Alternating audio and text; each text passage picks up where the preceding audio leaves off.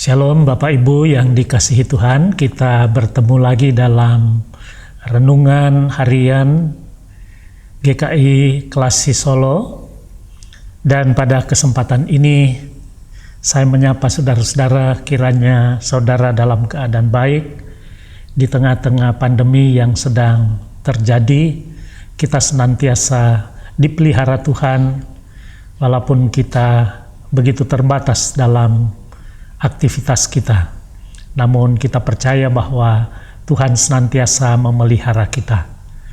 Sebelum kita membaca dan merenungkan firman Tuhan pada kesempatan ini, saya mengajak kita sekalian untuk terlebih dahulu memohon pimpinan Tuhan melalui doa. Mari kita berdoa. Tuhan yang Maha Kasih, kami hendak membaca dan merenungkan sabda-Mu. Urapi kami dengan kuasa Roh-Mu yang kudus, agar dengan kekuatan yang dari Allah Roh Kudus, memampukan kami untuk mengerti firman yang kami baca dan dengar bersama. Sehingga firman itu menjadi berkat bagi kami, dan kami pakai untuk memuliakan nama Tuhan. Terima kasih ya Tuhan. Kami berdoa di dalam nama Tuhan Yesus. Amin. Bacaan yang diberikan kepada saya adalah dari kitab Yeremia pasal 17, Yeremia 17 ayat 1 sampai ayat 18. Namun karena bacaan ini cukup panjang, saya hanya akan membacakan ayat 5 sampai ayat 8 saja. Bapak Ibu Saudara bisa membaca keseluruhannya di rumah. Demikian firman Tuhan. Beginilah firman Tuhan, terkutuklah orang yang mengandalkan manusia, yang mengandalkan kekuatannya sendiri, dan yang hatinya menjauh daripada Tuhan. Ia akan seperti semak bulus di padang belantara. Ia tidak akan mengalami datangnya keadaan baik.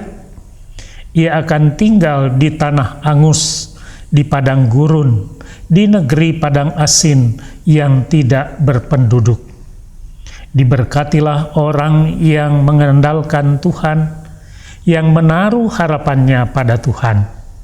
Ia akan seperti pohon yang ditanam di tepi air, yang merambatkan akar-akarnya ke tepi batang air, dan yang tidak mengalami datangnya panas terik, yang daunnya tetap hijau, yang tidak khawatir dalam tahun kering, dan yang tidak berhenti menghasilkan buah. Saudara-saudara yang kekasih di dalam Tuhan Yesus Kristus, ada ungkapan yang mengatakan, tidak ada orang sukses yang dilahirkan. Tidak ada orang sukses yang dilahirkan. Kesuksesan adalah hasil dari sebuah proses yang benar, sebuah proses yang sungguh-sungguh diusahakan, bukan dari sebuah kelahiran. Saudara-saudara, demikian pentingnya sebuah proses sehingga Tuhan dengan tegas berulang kali mengatakan kepada Yosua ketika memimpin bangsa Israel memasuki tanah Kanaan, untuk bertindak hati-hati sesuai dengan firman Tuhan. Tuhan berpesan kepada Yosua berulang-ulang supaya Yosua bertindak hati-hati sesuai dengan firman Tuhan. Janji Tuhan kepada Yosua, saudara-saudara, jikalau ia melakukan dengan cara yang tepat, seperti yang dikehendaki Tuhan, seperti yang Tuhan perintahkan, atau dengan kata lain, jika prosesnya benar, maka ia akan mengalami keberhasilan dan keberuntungan. Saudara-saudara, inilah yang sering luput dari perhatian banyak orang, yaitu proses yang benar. Kebanyakan orang lebih tertarik kepada hasilnya daripada proses itu sendiri. Memang, proses adalah sebuah hal yang tidak menarik, tetapi merupakan hal yang menentukan, hal yang sangat penting di dalam keberhasilan itu sendiri. Saudara-saudara yang dikasihi Tuhan, kadang-kadang prosesnya begitu sulit sehingga banyak orang menjadi putus asa di dalam membangun proses yang benar itu, termasuk proses berumah tangga, proses yang lain di dalam meniti karir, dan proses spiritualitas kita termasuk di dalamnya. Namun saudara-saudara, apapun harga yang harus dibayar, jika kita mau dengan sungguh-sungguh dan memiliki tekad yang kuat untuk melakukan, maka perjuangan di dalam membangun proses yang benar tidak akan pernah sia-sia. Nah, saudara-saudara, sebetulnya kunci keberhasilan itu terletak di mana? Bacaan firman Tuhan yang kita baca tadi sangat jelas. Di sana dikatakan ada dua jenis manusia. Ada dua jenis manusia yang dikatakan oleh firman Tuhan, yaitu yang diberkati dan yang tidak diberkati. Yang tidak diberkati, saudara-saudara, adalah orang yang mengandalkan manusia, termasuk mengandalkan dirinya sendiri. Orang yang menjauh dari Tuhan. Merekalah orang-orang yang tidak diberkati Tuhan. Mereka dikatakan oleh firman Tuhan akan seperti yang bisa kita baca di dalam ayatnya yang ke-6, yang demikian, ia akan seperti semak bulus di padang belantara. Ia tidak akan mengalami datangnya keadaan baik. Ia akan tinggal di tanah angus, di padang gurun, di negeri padang asin yang tidak berpenduduk. Saudara-saudara, semak bulus di padang gurun. Saudara, semak bulus adalah tumbuhan yang tidak ditanam, tetapi tumbuhan yang tumbuh sendiri. Tetapi walaupun tumbuh sendiri, ia tetap dengan susah payah merambatkan akar-akarnya.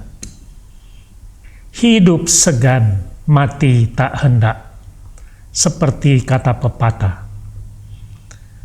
Hidupnya begitu sengsara, kehidupannya sangat sulit di padang belantara, bahkan di padang angus, kata firman Tuhan.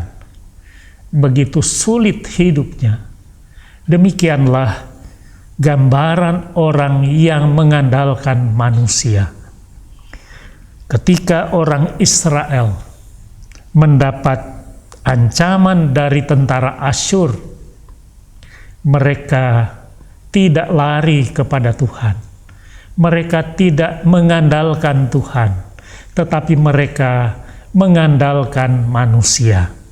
Mereka mengandalkan tentara Mesir dan tentara bangsa-bangsa di sekitar mereka. Sehingga apa yang terjadi kepada bangsa Israel saat itu, bangsa Asyur mengalahkan mereka, dan mereka pada akhirnya dibuang ke tanah Babel. Itulah akibat bangsa yang tidak mengandalkan Tuhan, seperti semak bulus di padang belantara.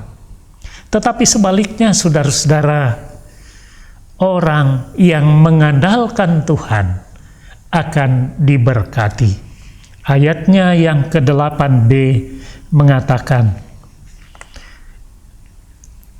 ia merambatkan akar-akarnya ke tepi batang air, dan yang tidak mengalami datangnya panas terik, yang daunnya tetap hijau, yang tidak khawatir dalam tahun kering, dan yang tidak berhenti menghasilkan buah.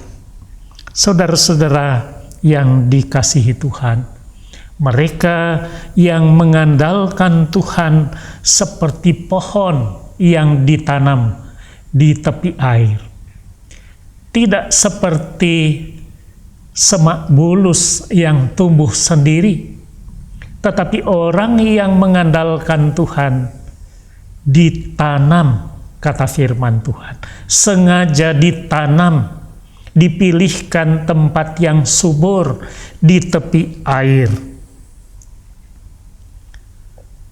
Sehingga bagaimana tumbuhnya, saudara-saudara? Hidupnya seperti yang digambarkan di dalam ayat 8b tadi. Merambatkan akar-akarnya ke tepi batang air, tidak mengalami kesulitan dalam pertumbuhan, bahkan dalam masa kekeringan sekalipun, dan yang menghasilkan buah. Saudara-saudara yang dikasihi Tuhan Yesus Kristus, hidup kita adalah proses. Hidup yang kita jalani adalah sebuah proses menuju kepada kebenaran, menuju kepada keselamatan. Siapa yang kita andalkan dalam proses ini? Apakah manusia? Apakah harta kekayaan? Apakah yang ada di dunia ini termasuk diri kita sendiri? Ataukah kita mengandalkan Tuhan? Melalui firman Tuhan kita diingatkan bahwa orang yang tidak mengandalkan Tuhan, orang yang mengandalkan manusia, mereka tidak diberkati Tuhan. Tetapi orang yang mengandalkan Tuhan diberkati Tuhan. Oleh sebab itu, mari dalam menjalani kehidupan ini, kita senantiasa mengandalkan Tuhan. Sehingga walaupun dalam kesulitan, di tengah pandemi yang sedang kita hadapi, kita tetap terpelihara, tetap bersyukur karena kita toh tetap menghasilkan buah. Bersyukurlah senantiasa karena Tuhan. Amin. Mari kita berdoa. Terima kasih ya Tuhan untuk firman-Mu, kiranya menjadi berkat bagi kami. Dalam menjalani proses kehidupan ini, kami tetap senantiasa mengandalkan Tuhan. Terima kasih Tuhan, berkati kami sekalian. Inilah doa kami. Di dalam nama Tuhan Yesus kami berdoa. Amin.